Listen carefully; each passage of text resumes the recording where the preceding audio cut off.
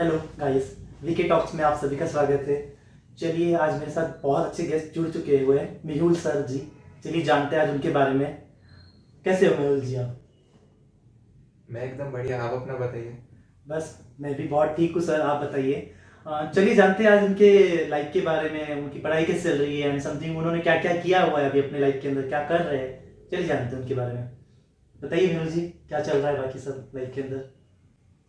Life में तो वैसे कुछ इंटरेस्टिंग चल नहीं रहा है, तो बस इसी 12th की पढ़ाई चालू है। मतलब चालू तो नहीं, एक्चुअली 12th चालू है, बस पढ़ाई तो नहीं होती रहती। तो वही बस।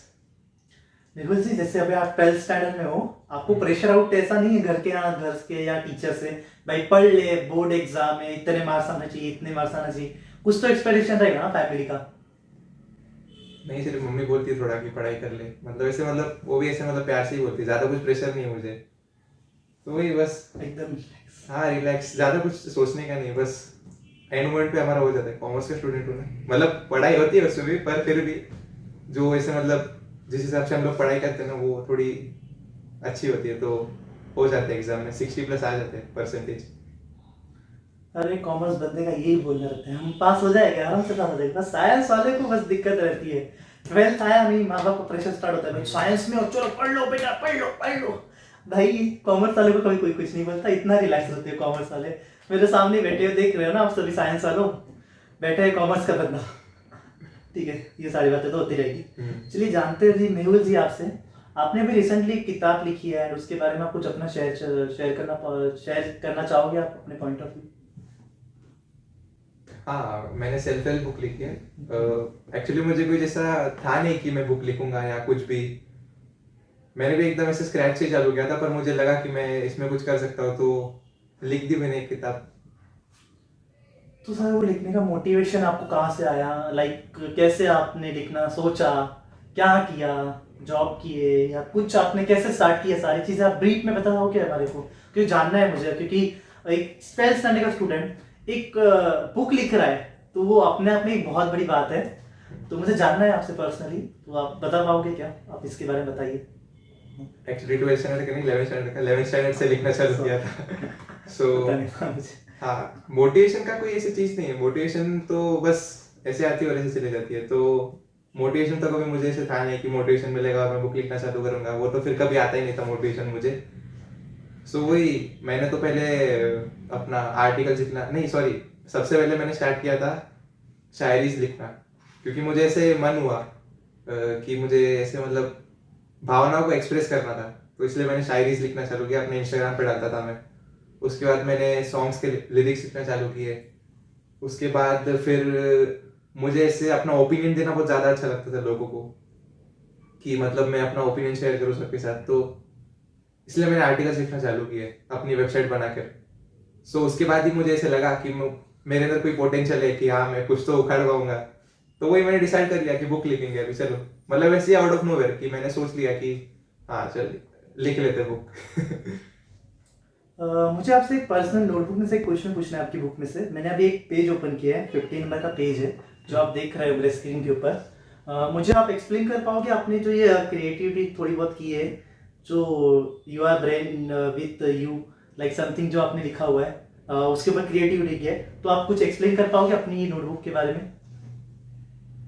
ये एक्चुअली वो पार्ट है बुक का जिसमें मैंने लिखा था कि your brain when you change others and your brain when you change yourself. मतलब देखो, दूसरों को चेंज करने जाओगे तो दिमाग का पूरा वो हो जाएगा। तो समझ नहीं हो रहे हो ना। जाएगा, नहीं हो जाएगा। यहाँ पे गालियां नहीं दे सकते। हाँ, वरना कुछ और कर देता है। पर दूसरों को चेंज करने जाओगे तो मेकिंग टॉक्स। वो हो जाएगा। तो खुद को चेंज करोगे तो तुम्हारा दिमाग इससे पीस में रहेगा। मतलब कैसे, ज्यादा तुमको सोचने की जरूरत नहीं है, ना ही किसी को ज्यादा मैनिपुलेट करने की जरूरत है या कुछ बोलने की जरूरत है। अगर देखो, समझाना बरोबर है कि अगर इसने गलती की है तो इसको समझाओ। नहीं समझता है, भाड़ में जा। खुद को चेंज कर देने का, या तो कि अगर ये तंग कर रहा है मुझे, तो मुझे खुद को चेंज करना चाहिए, मुझे इससे बात नहीं करनी चाहिए, ऐसे हो जाता है। आप जैसे कि आपने बोला आप गाने लिखते थे, गाने के लिरिक्स लिखते थे, आप शायरी करते थे, तो ये सारी चीज़ें आपको कैसे सूझा, लाइक कैसे आपको आपने सोचा ये सारी चीज़ें करनी है मुझे लाइफ के अंदर।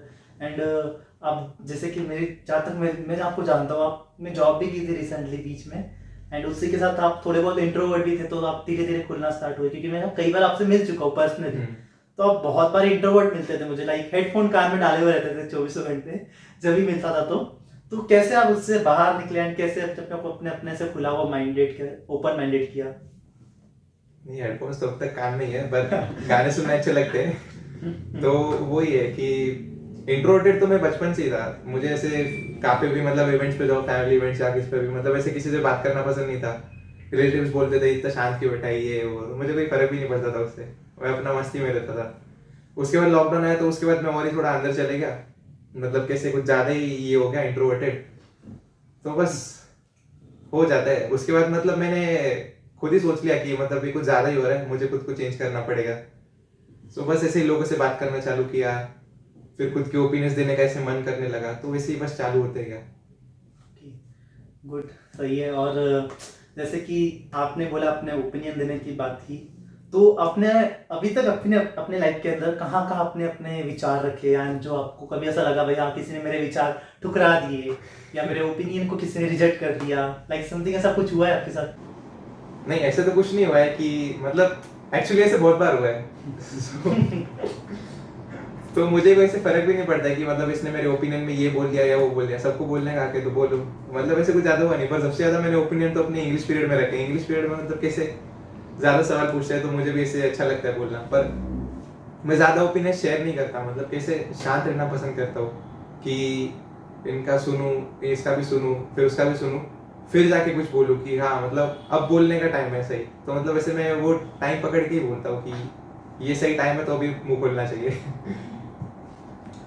और कुछ आप अपने अपनी किताब के बारे में हमारे दर्शकों को बताना चाहोगे, जैसे आपने पब्लिश कैसे किया, वेबसाइट कैसे बनाई, एंड किन किन लोगों से आपने बात की, कैसे आपको मुश्किलें आई है, क्या क्या आपको मुश्किलें का फेस आउट करना पड़ा, क्या फिर आपने आपको कितना आपने बजट होता था आपका, आउट ऑफ कॉस्ट गया बजट, प्रिंटिंग का खर्चा, ये समथिंग आपने कितना रखा था और आपको कितना लगा उसमें, एंड आपने कैसे आपको सेविंग की, एंड कैसे आपने उसको पब्लिश किया, किसी की हेल्प ली या फैमिली से हेल्प ली या किसी से हेल्प ली, समथिंग कुछ शेयर करिए बस। नहीं, मेरे फैमिली वाले तो ऑलवेज सपोर्टिव थे, तो उनने बहुत सपोर्ट किया। और बात रही ये बजट की, तो बजट तो इतना कुछ लगा नहीं, मतलब ऐसे मतलब रिसर्च करनी पड़ी मुझे कि पब्लिश कैसे करते हैं। फिर मुझे पता चला कि उसमें एडिटर लगता है पब्लिश करने के लिए, क्योंकि वो बुक रीड करता है, उसमें मिस्टेक्स ढूंढता है। तो वो मैंने कष्ट खुद नहीं लिया कि मैं खुद ही अपनी बुक वापस 2-3 बार रीड करूंगा, फिर खुद ही निकालूंगा 100-200 पेजेस बार बार पढ़ते गया। पर फिर भी बुक्स में मिस्टेक्स है, मुझे ऐसे कोई फर्क नहीं पड़ा, क्योंकि मिस्टेक्स है तो बाद में तो सुधर जाएगी अगली बुक लिखूंगा तो। सो मैंने उसका खर्चा काट दिया। फिर उसके बाद मैंने पब्लिशिंग का खर्चा भी काट दिया, कोई ऐसे ऐसे पब्लिशर चूज करके जो बुक फ्री में पब्लिश करेगा। सो उसने किया। उसके बाद बस सिर्फ ऐसा ऑथर कॉपीज मंगाने थे तो उसका ही खर्चा लगा, और कुछ ज्यादा लगा नहीं। और अगर मोटिवेशन या किसी और चीज की बात करोगे कि किसी ने जज किया या कुछ किया, तो हाँ वो इंडिया का नॉर्मल है, वो यहाँ पे लोग करते ही है। अगर इंडिया या कोई किधर भी जाओ सब लोग करेंगे, क्योंकि 17 साल का बच्चा हूँ मैं दूसरों के लिए।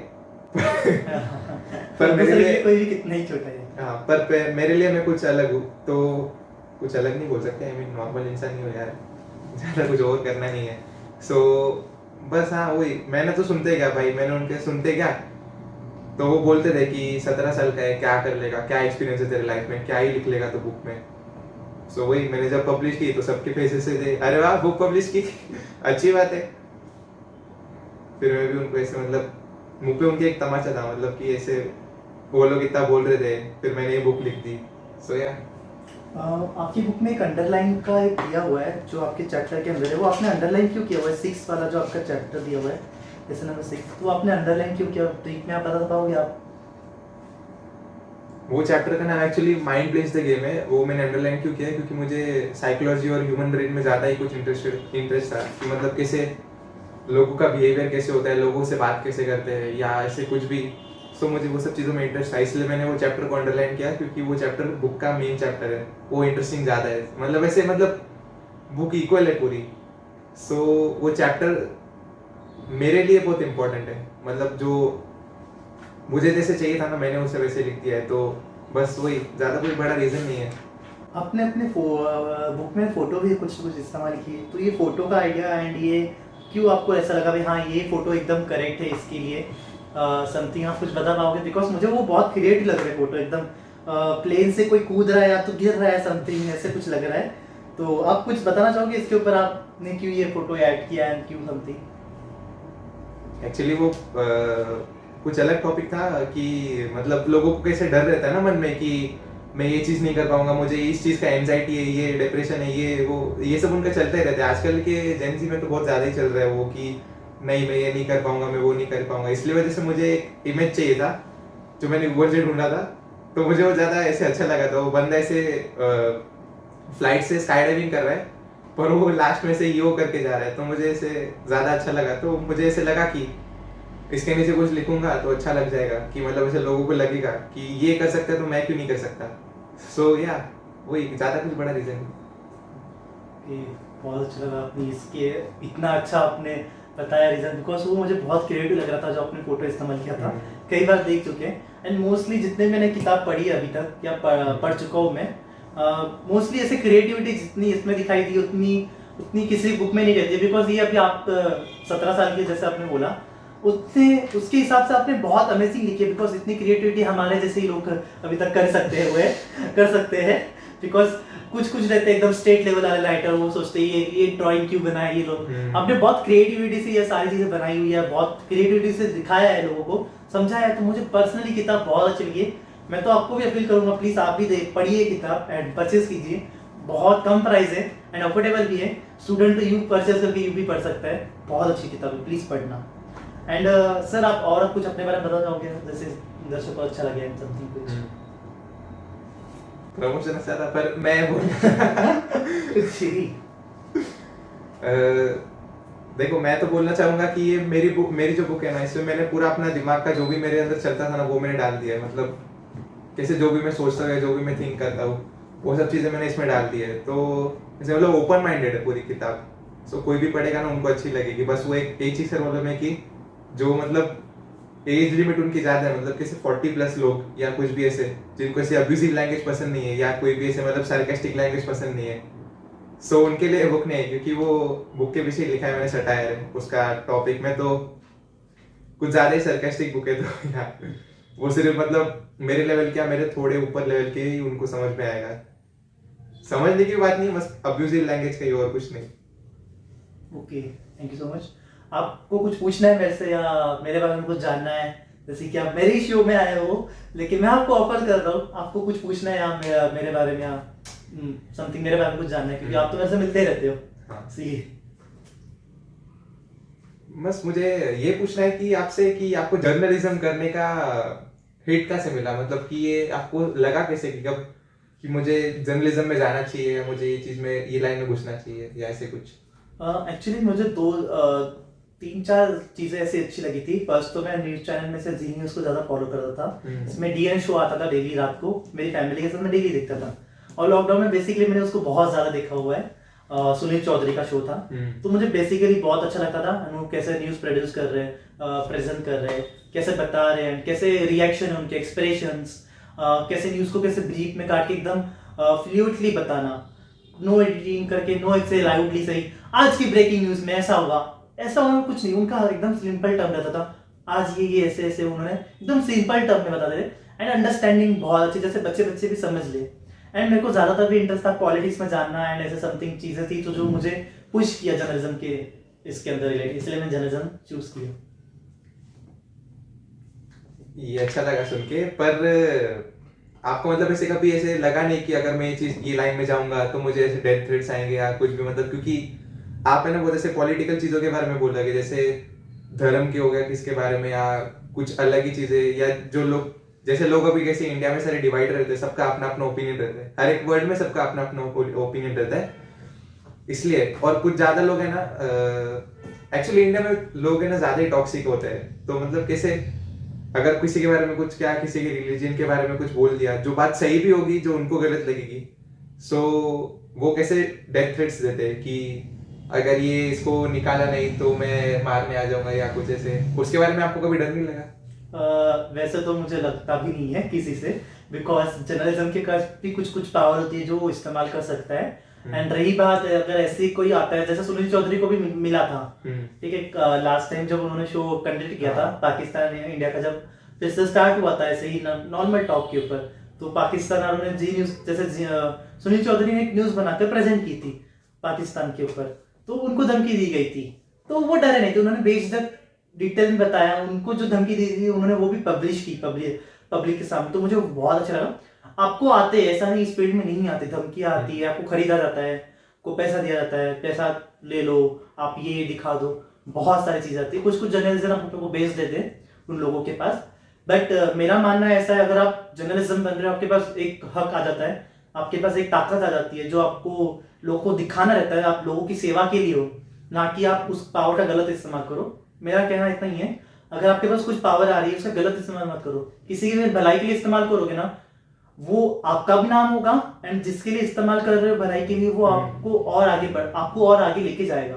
तो इतनों से पैसों के आप खुद को बेचो मत, वो बेसिकली मेरा बोलना इतना ही है। अच्छा, मतलब आप सच के पास पे जाओगे सिर्फ, मतलब Obviously. खरीदे नहीं जाओगे। नहीं, obviously, because every time is truth. सच कभी छुपता नहीं, कितना भी आप छुपा दो सच को। पर इंडिया में छुप जाते पैसे देके, वो अलग बात है। एक याद है मुझे श्रीमद् भागवत गीता का एक श्लोक याद है, जब अर्जुन भी फंस जाते हैं इन सारी चीजों में, उनको समझ में आता है क्या सच है, क्या क्या झूठ है, तो श्री कृष्ण जब उनको कहते हैं भाई सच कभी छुपता नहीं है, भले ही उसको कितना भी तोड़ मरोड़ के प्रेजेंट किया जाए, तोड़ मरोड़ के कितना भी उसको लाया जाए, सामने लाया जाए, तो भी सच सच ही रहता है। झूठ एक बार के लिए झूठ आपको सच लगेगा, बट वो झूठ एट ए टाइम कभी ना कभी हट जाता है, सच अपने आप सामने आ ही जाता है। तो अर्जुन जी के साथ भी ऐसा ही हुआ था, जब वो कहीं जा रहे थे, तो उनको उनके सामने किसी ने माया जाल बिछा लिया था, उनको बोला था ये पानी अमृत है, तो वो पीते जा रहे थे, एक्चुअली वो पानी नहीं था, वो खून था किसी का। तो श्री कृष्ण ने बोला था भाई खून है, आप कैसे क्या पी रहे हो, एंड समथिंग ऐसी कुछ स्टोरी में उन्होंने ब्रीफ में उसको एक्सप्लेन किया था। तो कहीं ना कहीं मेरे को याद नहीं आ रही इतनी अच्छे से, बट ऐसे ही कुछ पॉइंट ऑफ व्यू थे, बट हाँ, सच कभी छुपता नहीं है। हाँ, वो तो बात है, पर ये अब तक जब जी रहे हो तो वो तो मतलब ऐसे पैसे दे के कोई भी किसी को खरीद सकता है, पर आगे जाके तो उनके साथ भी वही होने वाला है, क्योंकि कर्मा प्लेस द गेम ना। हाँ। कुछ कर नहीं सकते। सो वही हो जाता है आगे। सो और कुछ आप पूछना चाहेंगे? नहीं सर, मैंने आपसे जितना पूछ लिया, मेरे को बहुत लगता है मैंने आपसे बहुत कुछ बातें की, बहुत कुछ अच्छा भी लगा आपसे जानकर, बिकॉज कहीं ना कहीं आपने मुझे भी मोटिवेट किया उस चीज़ के लिए भाई, जो मैं करना चाहता हूँ आगे इन फ्यूचर, और जो मैं कर भी रहा हूँ। एंड कहीं ना कहीं आती है मुश्किलें, मैं आपको भी कहना चाहूंगा, एंड मेरे ऑडियंस को, मैं आपको भी सभी को कहना चाहता हूँ, मुश्किलें कई बार आएगी, आप सभी को हार मत मानना, बिकॉज यहाँ पर ताने मारने के लिए लोग, कई सारे लोग बैठे हुए हैं, आपको पीछे खींचने के लिए, आगे रोकने के लिए, बट रुकना मत, हार मत मानो, गिव अप मत करो। बहुत सारी मुश्किलें आएगी, उस मुश्किलें से लड़के जब आगे जाओगे ना, आपको कुछ ना कुछ जो आप पाना चाहते हो आपको वो मिल जाएगा।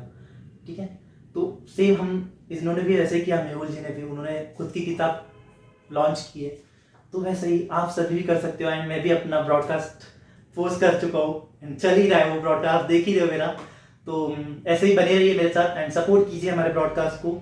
Thank you so much, subscribe कीजिए एंड बेल आइकन दबा के रखिए, आपको हमारे अपडेट आते रहेंगे, and thank you so much. Her her Mahadev.